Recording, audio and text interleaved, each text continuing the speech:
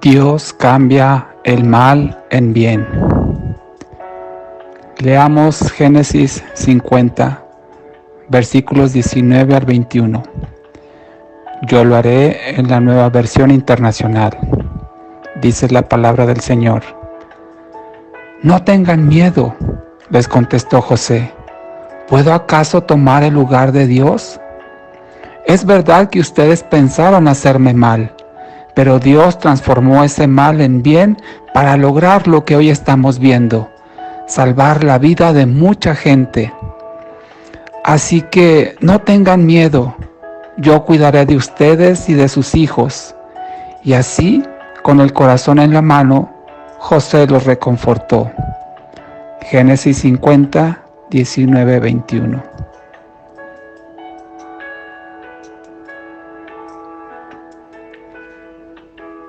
Mucha gente se pregunta, ¿por qué Dios permite el sufrimiento? Es una pregunta que muchas personas se hacen, pero que pocos pueden alcanzar cierta comprensión. El sufrimiento nos está confrontando continuamente. Podemos pasar un buen tiempo, pero tarde o temprano encontraremos algo que nos aflige, que nos angustia, que nos hace sufrir. Es algo constante en nuestra vida. Y justo eso lo dijo el Señor Jesús, que en el mundo tendríamos aflicción. Pero que confiemos en Él porque Él ha vencido el mundo. En el caso de José podemos ver, leyendo lo que sucedió desde que sus hermanos lo arrojaron a un pozo, cómo sufrió, todas las cosas que pasó. Y cargó con ese sufrimiento por años, antes de siquiera saber que Dios lo permitió con propósito de bien y no de mal. Para José seguramente era algo que ya estaba olvidado, era algo del pasado, de su antigua vida, y ahora era un prominente hombre en Egipto, era el gobernador. Cuando sucedió esto, que sus hermanos aparecieron, y entonces él recordó todo lo que había sucedido. Dice la palabra de Dios que lloró amargamente. Para él, aunque era un asunto olvidado, eso que había sucedido, todo el sufrimiento, pero no lo fue para Dios, no lo había olvidado. Y José fue prosperado en Egipto porque a pesar de todo lo que había sufrido, toda su vida difícil que vivió desde que fue arrancado de la familia de su padre, Dios estuvo con él y cambió el mal que le había sucedido en bendición. Al morir Jacob, los hermanos de José estaban preocupados de que fuera a tomar venganza por todos los males que le habían hecho. Pero José les dijo, como acabamos de leer, no tengan miedo. ¿Puedo acaso tomar el lugar de Dios? José hizo lo que le correspondía a él, perdonar a sus hermanos que lo habían maltratado, y dejó a Dios el trato que sus hermanos requerían. Cuando una persona cobra venganza o tiene pensamientos de daño sobre alguien que le lastimó, Dios no puede tratar con esas personas. En cambio, cuando esa persona les perdona, entonces abre la puerta para que Dios pueda tratar y ya no sea una obra de la misma persona que fue dañada, sino Dios directamente tratando. No estaba en las manos de José cobrarle a sus hermanos el mal que le habían hecho. No le correspondía a él, ni desquitarse con ellos todo lo que había sufrido. No estaba en sus manos. A él solo le correspondía perdonar y que Dios tratara con ellos.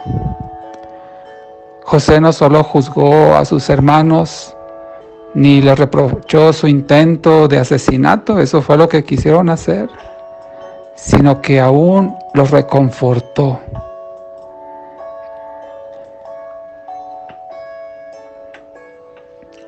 La aplicación que podemos encontrar de este pasaje es que podemos entender que Dios emplea el sufrimiento para sus buenos propósitos, los cuales no siempre comprenderemos.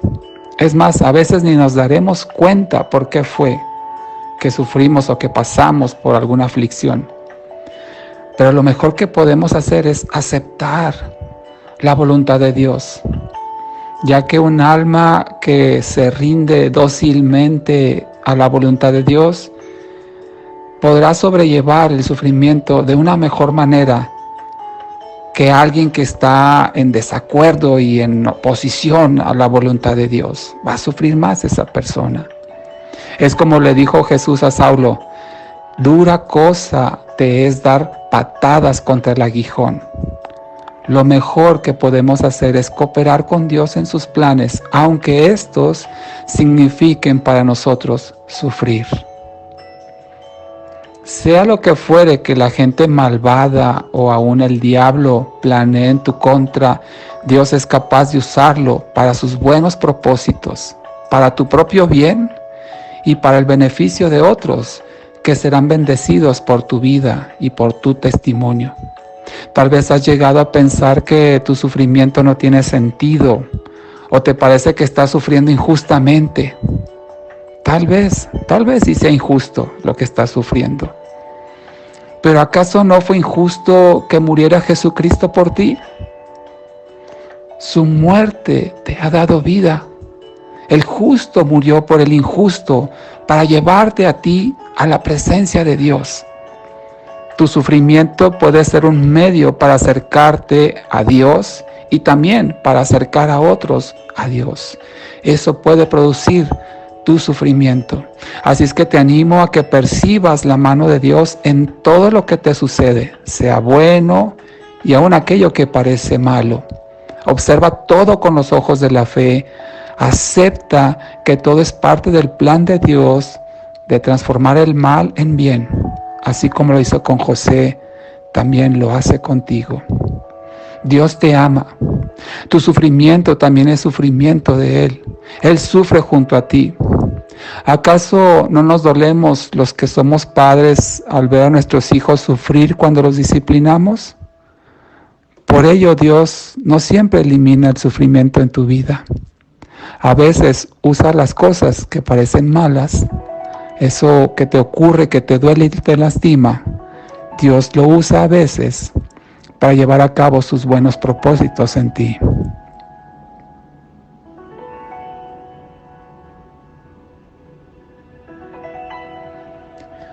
Oremos al Señor. Padre, ayúdame a perdonar por completo a quienes de algún modo me han dañado, a aquellos que me han lastimado, Señor. Ayúdame a perdonarlos. Y que no solamente los perdone, sino que también los pueda bendecir con mi ayuda. Permíteme, Señor, ver tu mano en todo lo que me ocurre, sea bueno o malo en apariencia, sabiendo que tú tienes pensamientos de bien para mí y que tu buena voluntad es agradable y perfecta, que pueda descansar en que aun lo que parece contrario, tú lo puedes usar para mi bien, y no solo para mi bien, sino también para el bien de quienes me hayan hecho daño. Gracias, amado Dios, por darme el ejemplo de sufrir por otros, como tú lo hiciste por mí. Si es necesario, Señor, que yo sufra también por otros, sé que será bueno para mí y para los demás. Gracias, amado Dios, en el nombre de Jesús. Amén.